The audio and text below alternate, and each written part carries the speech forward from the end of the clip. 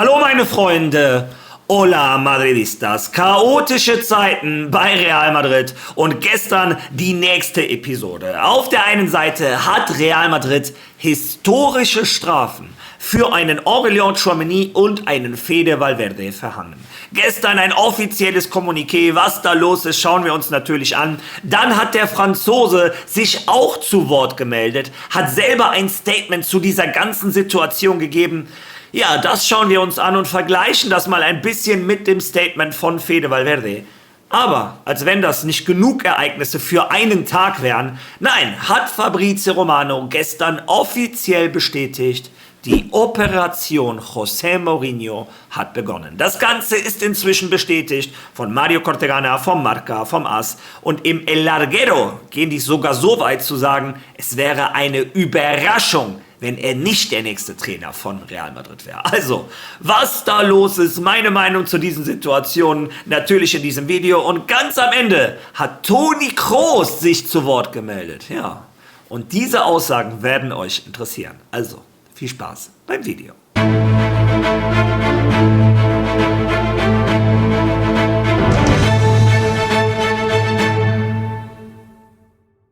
Ernste Gesichter bei der Rückkehr ins Trainingszentrum nach dem Vorfall. In der Umkleide herrschte nach der Schwere des Geschehenen eine andere Stimmung. Es war ein komplizierter und schwieriger Tag in Valdebebas, obwohl das Trainerteam am Ende mit der Leistung der Mannschaft zufrieden war. 48 Stunden vor dem Clásico war der Trainer deutlich. Die Botschaft von Ancelotti vor dem Training war eindeutig. Wir haben einen Clásico und das ist das Einzige, worauf wir uns konzentrieren müssen.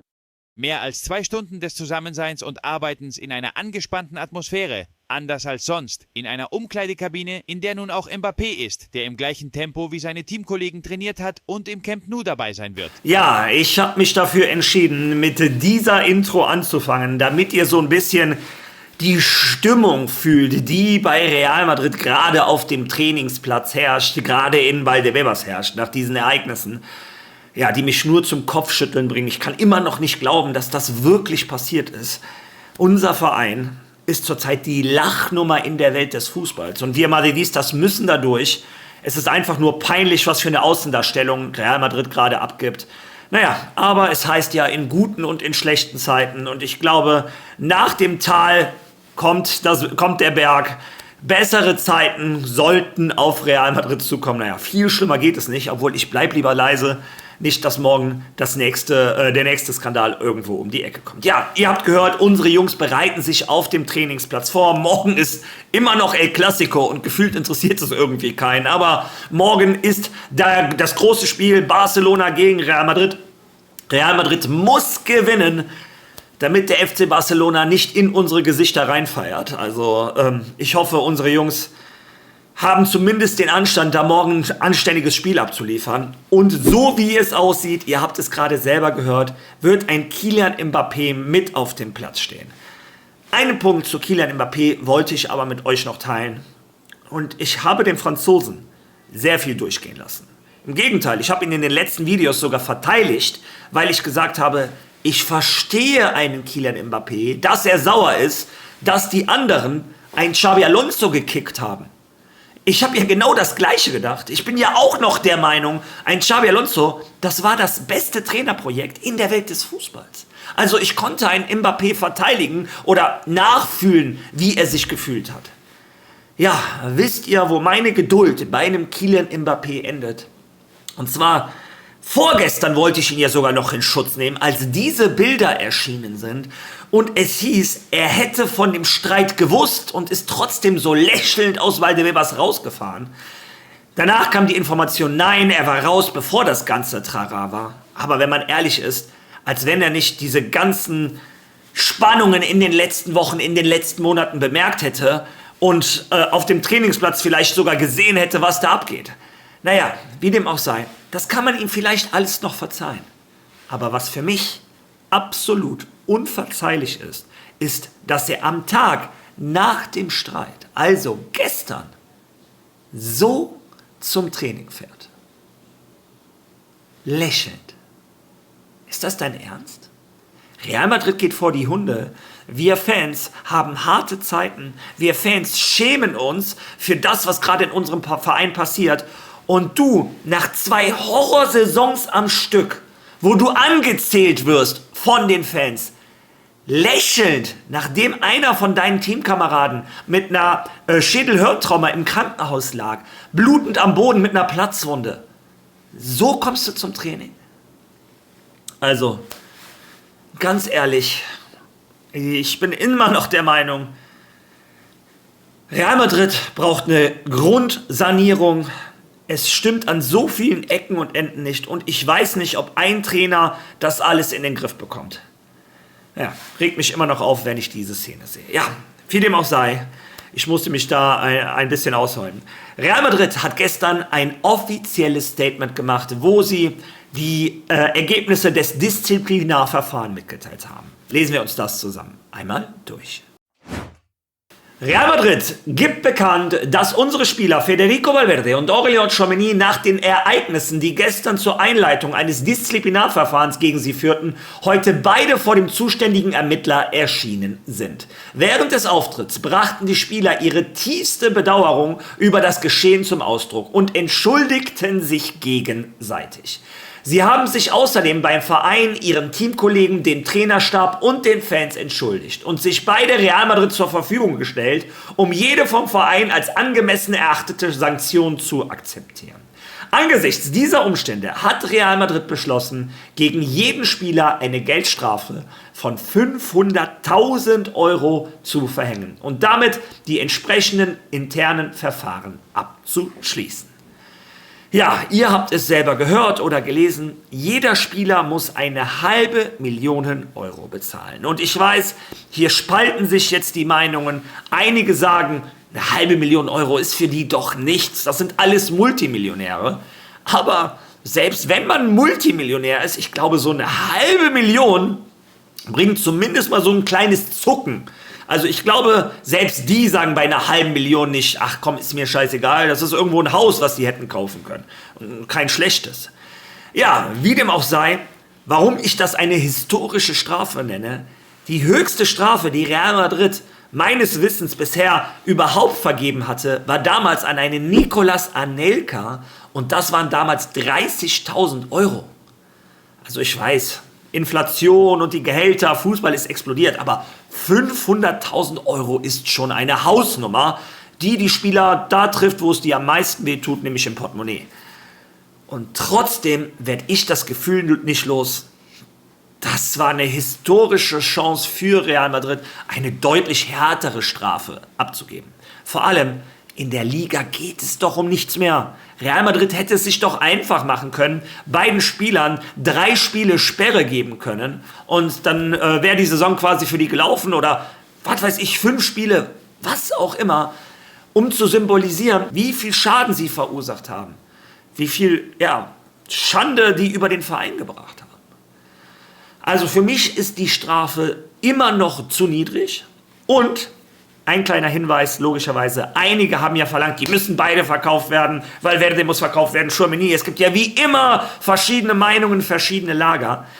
Ich bin der Meinung, selbst wenn Real Madrid von diesen Spielern einen verkaufen wollen würde, wir wissen es nicht, wir werden es im Sommer sehen, selbst dann wäre Real Madrid nicht so dumm und sich ins eigene Bein schießen und das über so ein offizielles Statement bekannt geben, weil sonst hätte der Spieler und jeder interessierte Verein einen Freifahrtschein. In jeder Verhandlung hätten die dann die Überhand. Wenn man wissen würde, ach, ihr wollt den Spieler doch eh loswerden, komm, gibt uns den für 50 oder was auch immer. Real Madrid, selbst wenn die so einen drastischen Schritt machen wollen würden, ich sage nicht, dass die es machen wollen, aber selbst dann wäre Madrid nicht so dumm und würde das groß an die Glocke hängen. Ja, nachdem diese Strafe bekannt wurde, hat Aurélien Tchouaméni selber auf Instagram ein Statement veröffentlicht. Ich habe das für euch übersetzt, lesen wir uns das kurz zusammen durch. Es ist kürzer als das von Fede Valverde, meiner Meinung nach deutlich besser. Und ganz ehrlich, für mich ist das sogar wieder einmal eine Ohrfeige an Fede Valverde. Naja, lesen wir uns das zusammen einmal durch. Was diese Woche im Training passiert ist unakzeptabel. Und das sage ich auch mit Blick auf die Vorbildfunktion, die wir für junge Menschen haben, egal ob im Fußball oder in der Schule. Ganz unabhängig davon, wer Recht oder Unrecht hatte, sollten wir immer versuchen, einen Konflikt auf die ruhigste Art und Weise zu lösen. Naja, viele haben ja gesagt, er ist im Recht und er sagt, egal wer im Recht ist oder nicht. Vor allem tut es mir leid, welches Bild wir vom Verein nach außen getragen haben. Also, er redet nicht davon, dass er einen Image-Schaden davon zieht, wie es ein Fede Valverde gemacht haben, sondern er sagt, es tut mir leid, welches Bild wir vom Verein nach außen getragen haben. Das ist schon mal ein guter Anfang.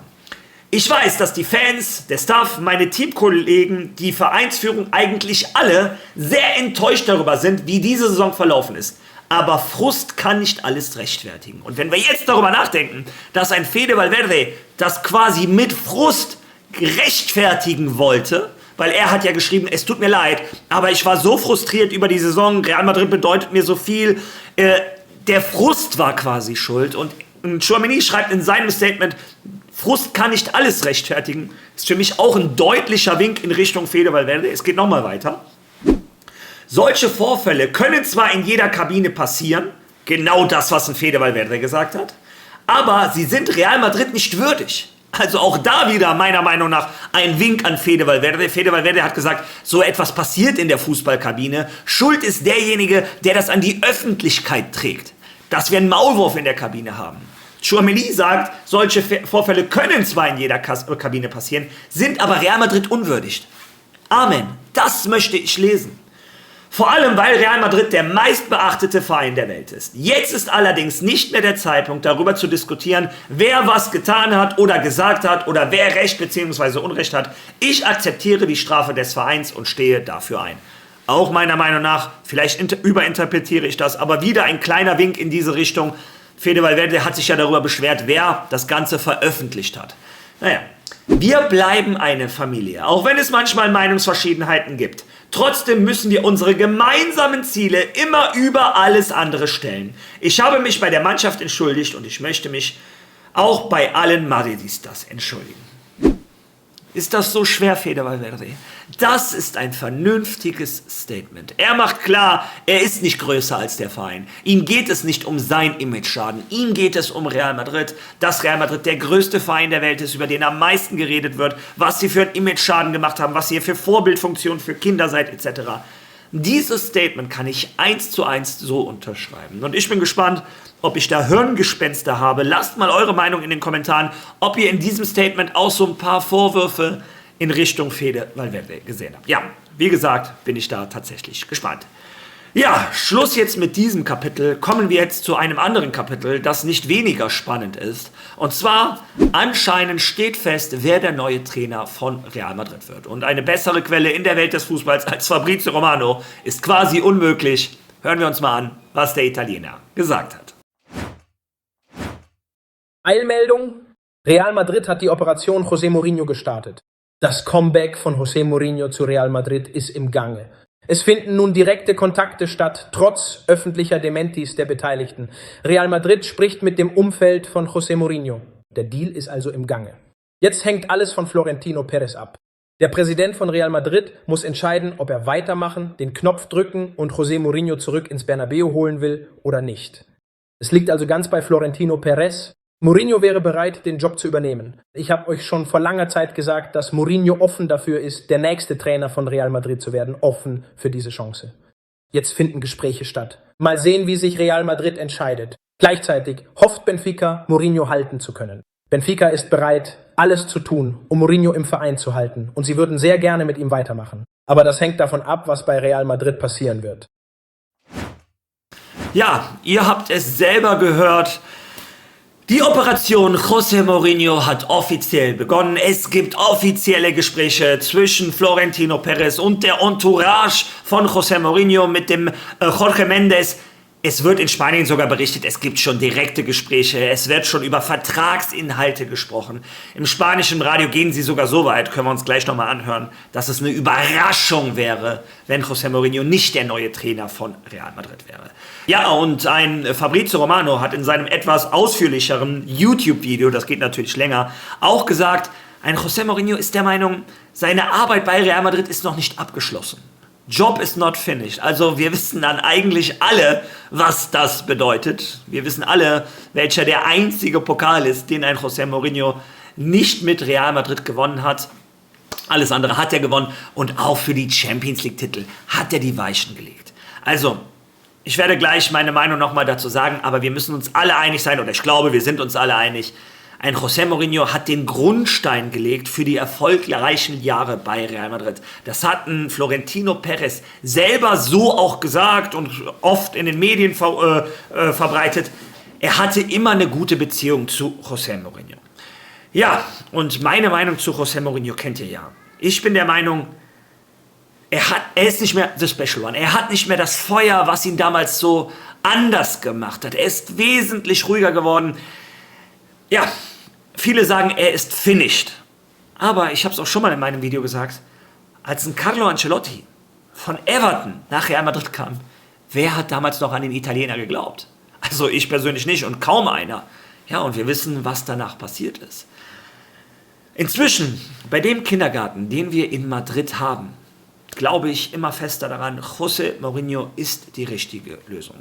Das ist ein autoritärer Trainer, einer mit einer harten Hand, der nicht davor scheut, auch große Namen auf die Bank zu setzen, auf die Tribüne, was auch immer sportlich das Beste ist für den Verein. Und ich glaube auch nicht, dass ein José Mourinho mit seinem Renommee spielt, was er sich bei Real Madrid aufgebaut hatte. Ich glaube nicht, dass er nach Madrid kommt, um eine Handpuppe von Florentino Pérez zu sein und ein Mbappé, ein Vinny, ein Bellingham spielen alles immer, egal wie die drauf sind. Nee, glaube ich nicht.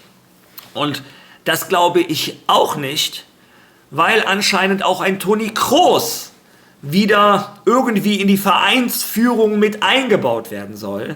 Und was Toni Kroos zu so einer Situation gesagt hat, hören wir uns gleich an. Aber ich hatte euch versprochen, wir hören uns auch an, was El Larguero über diesen José Mourinho-Transfer zu sagen hat. Hören wir da einmal rein.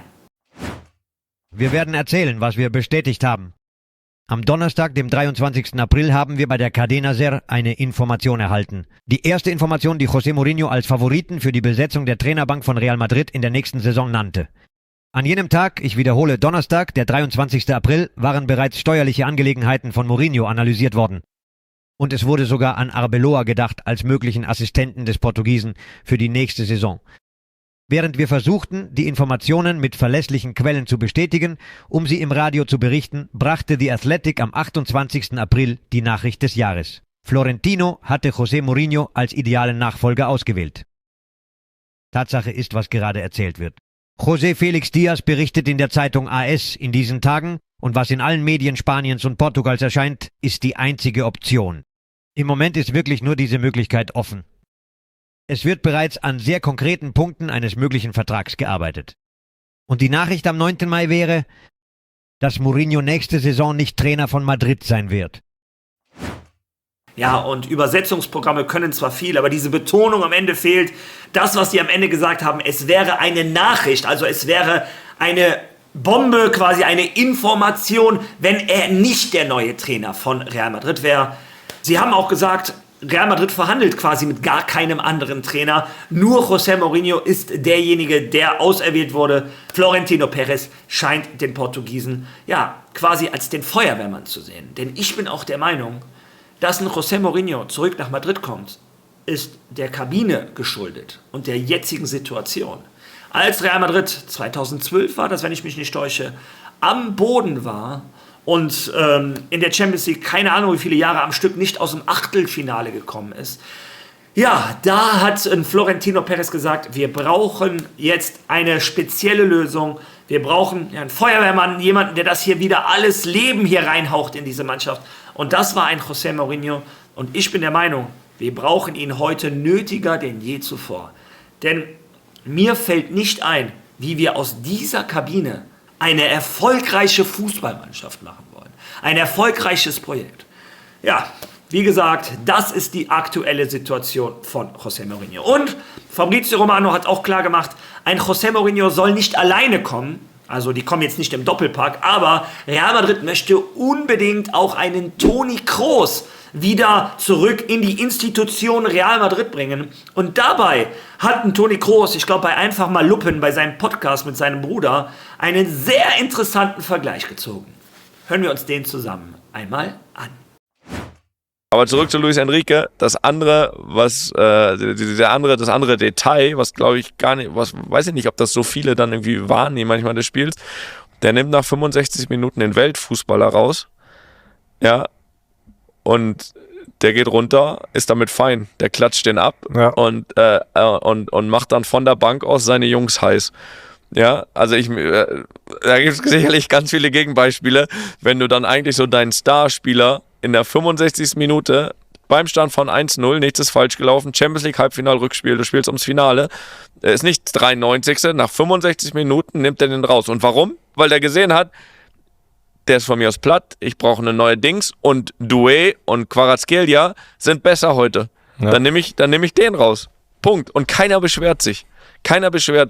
Und das zeigt so viel, wie der Respekt vor einem Trainer da ist, wie sich ein Trainer sowas erarbeitet und wie er es vor allem auch beweist, dass er zum großen Teil die richtige Entscheidung trifft und dann nimmst du den Weltfußball nach 65 Minuten und der schreit seine Jungs nach vorne ab, dann von der Bank. So, und würde nicht, wie wahrscheinlich 90% andere, die denken, sind die Stars ihres Teams, schon auf dem Platz Gesten machen und dann wie eine beleidigte Leberwurst auf der Bank sitzen. Ja, und wen kann er da bloß meinen, als er gesagt hat, es gab andere Situationen, wo Spieler das nicht so leicht mit sich haben machen lassen oder anders reagiert haben. Ja, wir alle wissen, wen er meint. Er meint natürlich Vini Junior und seine Auswechslung im Clasico. Und ganz ehrlich, ich finde gut, dass endlich wieder jemand mit ruhigem Sachverstand in Real Madrid arbeiten soll, ein bisschen die Verbindung zwischen Vorstand und Spielern sein soll, aber jemand, der auch Sagen hat und jemanden, der in so einer Situation, wie die Vini macht, mit Sicherheit nicht so reagiert hätte, wie der Vorstand bisher reagiert hat, nämlich gar nichts machen. Toni Kroos möchte, dass seine Stimme Gehör findet und ich bin der Meinung, sollte jemals wieder so eine Situation passieren, ich zweifle daran, ob die sich das bei einem José Mourinho trauen würden. Aber wenn die dann wissen, da ist auch noch jemand wie ein Toni Kroos im Entscheidungsprozess vom Real Madrid, der dann sagen kann, weißt du was, Vini, du gehst jetzt mal 5 Spiele auf die Tribüne. Ja, wie gesagt, ich finde, das ist eine richtige Aussagekraft, die Real Madrid da macht. Und nach dem Image-Schaden, den Real Madrid gerade von sich gezogen hat, finde ich auch, ein Toni Kroos ist der richtige Art Mensch, der zu Real Madrid kommen sollte. Ja, bin ich gespannt, was ihr zu diesen ganzen Informationen sagt. Ist euch die Strafe für ein Tchouaméni und Valverde zu niedrig, zu hoch? Lasst eure Meinung in den Kommentaren. Was sagt ihr zu The Special One? Ist José Mourinho der richtige Trainer für Real Madrid? Und seht ihr das genauso wie ein Toni Kroos? Freut ihr euch, wenn er zurückkommt zu Real Madrid? Oder sagt ihr, nee, Toni Kroos ist ein falscher 50er? Denn auch da habe ich etwas in den Kommentaren gelesen. Ich bin gespannt, was ihr dazu sagt. Lasst eure Meinung in den Kommentaren. Wenn ihr schon mal da seid, liked dieses Video, hypt dieses Video. Wer noch kein Follow dagelassen hat, drückt drauf, unterstützt den Kanal ungemein. Und wir sehen uns morgen wieder. Bis dahin. À la Marie!